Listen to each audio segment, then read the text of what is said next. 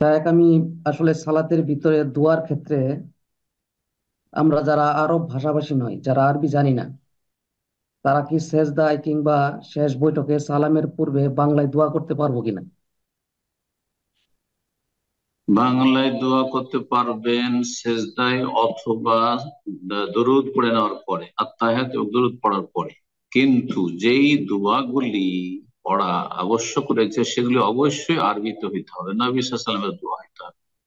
যেমন তকবীরে তাহরিমা, যেমন সানা, যেমন সূরা ফাতিহা, সূরা মিলান, এগুলো সব আরবিতে হইতে। কেউ যদি বলে যে আমি সূরা ইখলাস ফালাক নাসের তরজমা পড়বো, হবে না? বলি হবে।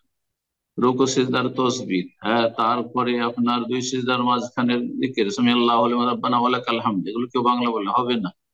তারপরে আত্তাহিয়াত, দুরুদ, আল্লাহুম্মা সাল্লি আলা মুহাম্মাদ, আল্লাহুম্মা বারিক আলা মুহাম্মাদ, এগুলি সব আরবিতে হইতে হবে। তারপরে যদি চান যে হ্যাঁ তসবিহ, সেজদাতে আপনি তসবিহ করতে হবে, অবশ্যই তসবিহ করতে হবে। তসবিহ করার পরে সুবহান রাব্বিয়াল আলা বলার পরে কেউ যদি মনে করে যে আমি আমার বালা মুসিবত দূরের জন্য আমি নিজের ভাষায় দোয়া করবো, আমি নিজের কল্যাণের জন্য, ছেলে মেয়ের জন্য দোয়া করব নিজের ভাষায়, জায়েজ, প্রয়োজন বোধে জায়েজ, প্রয়োজন হলে।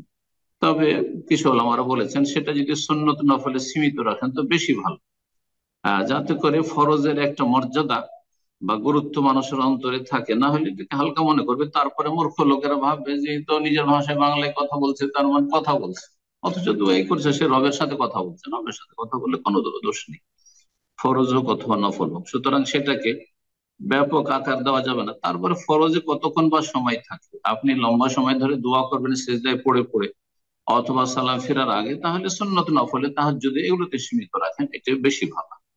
আল্লাহ তাআলা আলাম।